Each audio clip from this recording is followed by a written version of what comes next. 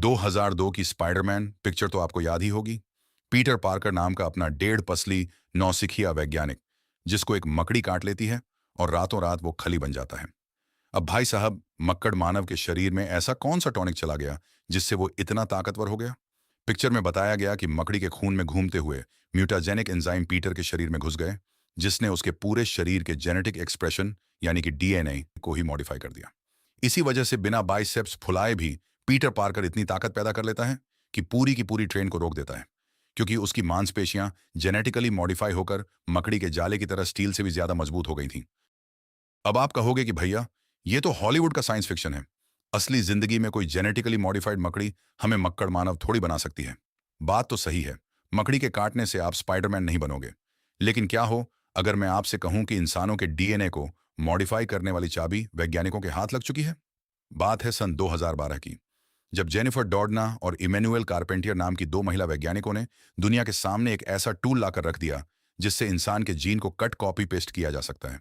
और इसी काम के लिए इन्हें 2020 में नोबेल प्राइज भी मिला था। आप इसे बायोलॉजी की दुनिया का न्यूक्लियर मोमेंट समझ लो। अब यह काम कैसे करता है? देखो, हमारा डीएनए हमारी जिंदगी की एक किताब है, जिसमें लिखा है कि आपकी हाइट कितनी होगी, आंखों का रंग क्या होगा, या आप कितने ताकतवर होंगे। अब मान लो इस किताब के किसी पन्ने पर कोई गलत स्पेलिंग लिखी है, जिससे शरीर में कोई बीमारी पैदा हो रही है। इस जीन रूपी स्पेलिंग को ढूंढने के लिए एक टूल चाहिए, जिसे कहते हैं गाइड आरएनए, जो बिल्कुल एक जीपीएस की तरह काम करता है। और जब यह जीपीएस उस एग्जैक्ट जगह पहुंचता है, तो दूसरा टूल, जिसे कैस9 कहते हैं, वो एक कैंची की तरह उस जीन को काट देता है। इस पूरे तामझाम को एक वायरस रूपी टैक्सी में बिठाकर आपके शरीर में भेजा जाता है, जिससे आपके डीएनए की एडिटिंग हो जाती है। अब जरा सोचो, अगर हम बीमारी हटा सकते हैं, तो क्या पीटर पार्कर जैसी सुपर ह्यूमन ताकत भी ला सकते हैं? बिल्कुल ला सकते हैं भाई साहब। अगर आपके शरीर में मौजूद एमएसटीएन जीन को ब्लॉक कर दिया जाए, तो आपकी muscle development super human level तक पहुंच सकती है। यकीन नहीं आता? 2015 में चाइना ने जीन एडिट करके ऐसे ही सुपर डॉग्स बना दिए थे, जिनकी मांसपेशियां आम कुत्तों से कई गुना ज्यादा तगड़ी थीं।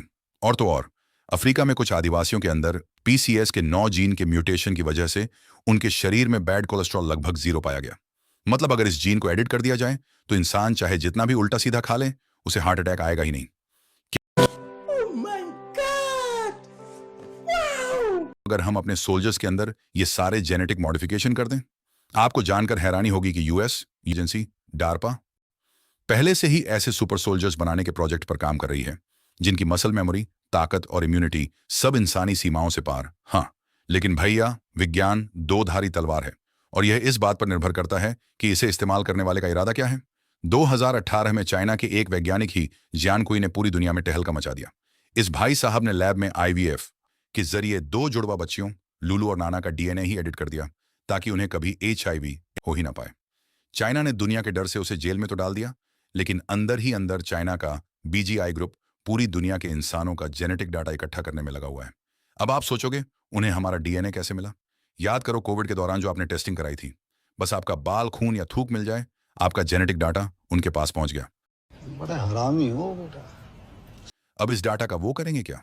भाई साहब, हर कम्युनिटी के, चाहे वो नॉर्थ इंडियन हो, साउथ इंडियन हो या यूरोपियन, सबके अपने अलग जेनेटिक मार्कर्स होते हैं। अगर किसी दुश्मन देश के पास हमारा जेनेटिक डाटा आ गया, तो वो एआई और क्वांटम कंप्यूटर्स का इस्तेमाल करके ऐसे टारगेटेड बायो वेपन है, जो भरी भीड़ में सिर्फ एक खास डीएनए वाले इंसान या किसी खास कम्युनिटी को ही मारेगा। बिना एक भी गोली चलाए दुश्मन देश की पूरी सेना को बॉर्डर पर ही निपटाया जा सकता है। यही है जीनोम वॉर का असली खतरा। अगर कल को यह टेक्नोलॉजी आम हो गई, तो हमारे समाज में एक नया जातिवाद खड़ा हो जाएगा। अमीर लोग जेनेटिक इंजीनियरिंग की मदद से डिजाइनर बेबी पैदा करेंगे, जो ज्यादा स्मार्ट, लंबे और बीमारियों से मुक्त होंगे, और आम इंसान बस उनका गुलाम बनकर रह जाएगा। इसीलिए आज के समय बहुत जरूरी है कि हम अपने डीएनए को बचाएं।